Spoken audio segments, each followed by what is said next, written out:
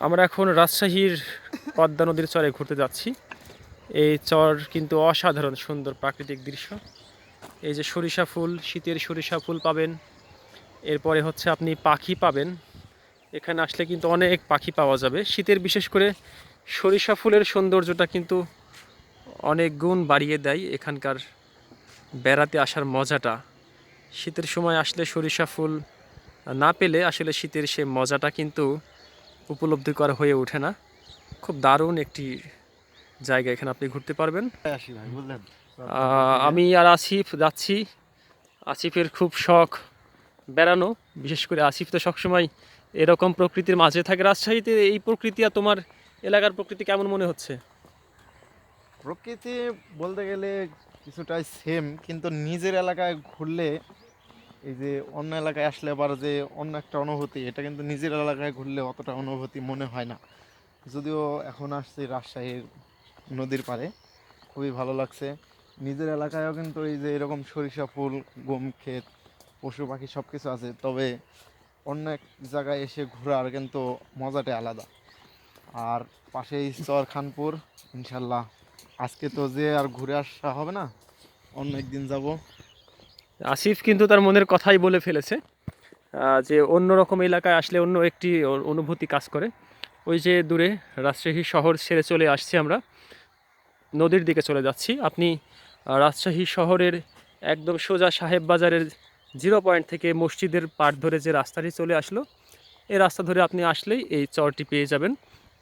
এই চরের আরও অন্য বৈশিষ্ট্যের মধ্যে এখানে মহিষ চরানো হচ্ছে।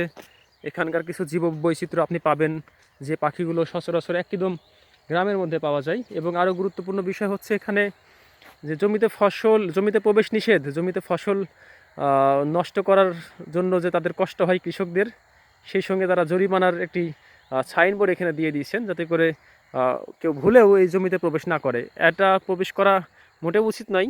অনেকেই অসাবধানতাবশত প্রবেশ করেই ফেলেন, সেই সতর্কতা থেকে তারা এটি দিয়ে ফেলেছেন। তাহলে তোমার কাছে ভিন্ন রকম অনুভূতি হচ্ছে, যে অন্যরকম লাগছে নিজের হ্যাঁ, গ্রামের হ্যাঁ, থেকে।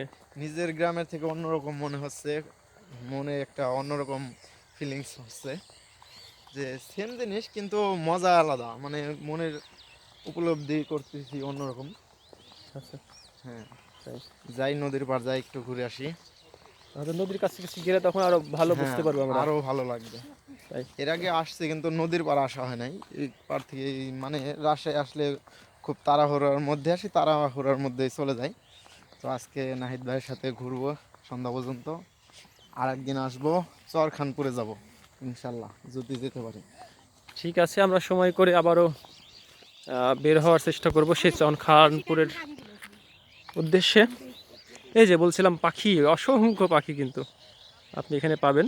বেশ দারুণ এই সময় পাখি পাওয়া বা কাক পাওয়া। এই যে ধান শালিক আর গাং শালিক যাই বলি না কেন, এখানে কিন্তু অসংখ্য পাখি আছে। দেখুন, এক দিক থেকে পাখি উড়ে উড়ে চলে আসছে, অন্যদিকে আর এক দিকের পাখি উড়ে আর এক দিকে চলে যাচ্ছে। এই দৃশ্যটি একদম রাজশাহী শহরের কাছাকাছি পাওয়াটাও কিন্তু একটা অন্যরকম, কেননা শহর কেন্দ্রিক এই এত সুন্দর নদী কিন্তু রাজশাহীতেই, পদ্মা নদীর ধারে রাজশাহীর সৌন্দর্য কিন্তু অনেক গুণ বাড়িয়ে দিয়েছে। দেখুন, ঘাট যখন কাছাকাছি আসছি, এই ধরনের ছাউনি কিন্তু একটা ভিন্ন রকম অনুভূতি তৈরি করে মনের মধ্যে। কেননা এই ধরনের ছাউনি শুধুমাত্র ভাসমান যেখানে নদীর ঘাট, সেই জায়গাগুলোতে আমরা দেখতে পাই। এর বাইরে কিন্তু আসলে পাওয়া যায় না, নদীর ঘাট কেন্দ্রিকই এখানে পাওয়া যায়। এখানে ঘোরার জন্য নৌকো পাওয়া যায়। চরখানপুর কোনটা ভাই? চরখানপুর কিংবা কোন চরে ঘোরাঘুরি হয় এখানে ভাই?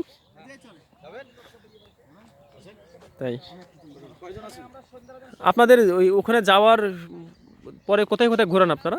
ওখানে যাবেন, ওই পাশে আমাদের গ্রাম আছে, যে গ্রাম দেখছেন না, নাম কি গ্রামের? ওটা হচ্ছে মুকদুমনগর মিডিল চর আর কি। মিডিল চর। জি, ও ওখানে যাবেন, আপনারা গ্রামে যাবেন, বেড়াবেন।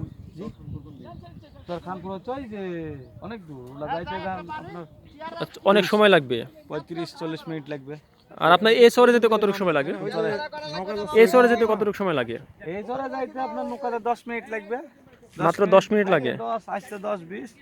আর আপনি যদি 1 ঘন্টা বেড়ান, 1 ঘন্টা, আধ ঘন্টা এটা বেড়ালে জনপদে 8 ভাড়া ঘন্টা কত নৌকার এখানে? এটা যাওয়া আসা 50 টাকা একজন আপ ডাউন ভাড়া। যাওয়া আসা 50 টাকা, বেশি, যাবেন কি আপনি? খুব বেশি তো না। না, সীমিত একটা 25 আসতে 25 50 এর চাইতে আর কি নেবেন? হ্যাঁ হ্যাঁ। আপনারা কি যাবেন? খানপুরে যাওয়ার ভাড়াও কি এক হ্যাঁ? হ্যাঁ, যান। ভাইয়া? খানপুরে যাওয়া আসার ভাড়াও কি এক? একই একই জায়গায়।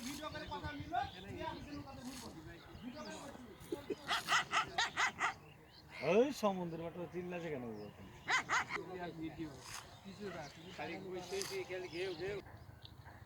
যেই কথাগুলো বলছিলাম রাজশাহী শহর কেন্দ্রিক, রাজশাহী শহরের সৌন্দর্যতা যে বেড়ে গেছে আর এই নদীর জন্য, এই বিকেলের দিকে আসলে এই যে দৃশ্যটি আমি এখন দেখাচ্ছি এরকম দৃশ্য কিন্তু আপনারা মোবাইলে ধরতে পারবেন। বিশেষ করে পাখির উড়াউড়ি, নৌকো চলে যাচ্ছে একটার সাথে আর একটা ক্রস করে কিভাবে যাচ্ছে, এই দৃশ্যগুলো কিন্তু পাওয়া যাবে। বিশেষ করে সময় নিয়ে যদি হাতে আপনি সময় নিয়ে আসেন তাহলে ওই দূরের চরে কিন্তু ঘুরতে যেতে পারবেন। যদিও এখান থেকে নৌকো যাচ্ছে, তারা পারাপারের ব্যবস্থা রেখেছেন খুব কম সময়ের জন্য। ওখানে গিয়ে হয়তো আপনি একটু ঘোরাঘুরি করলেন বা আপনার পছন্দ মতো জায়গাতে ছবি তুললেন, সেই জায়গা থেকে ঘোরাঘুরি করে আপনি চলে আসতে পারবেন। এখান থেকে নৌকাগুলো যায়, তাদের সাথে কথা বলে সেভাবে আপনি ভাড়া মিটিয়ে যেতে পারেন। তো সন্ধ্যার শেষ সময় কিন্তু আমি আরেকটু যদি কাছাকাছি দেখাই, যে নৌকা দুটোর পারাপার, এটি দিয়েই আমি চাচ্ছি আজকের ভিডিওটি শেষ করতে। সবার হয়তো ভিডিওটি ভালো লাগবে না, কারো কারো ভালো লাগবে, তারা অবশ্যই একটু মন্তব্য করে জানাবেন যে কেমন লাগছে।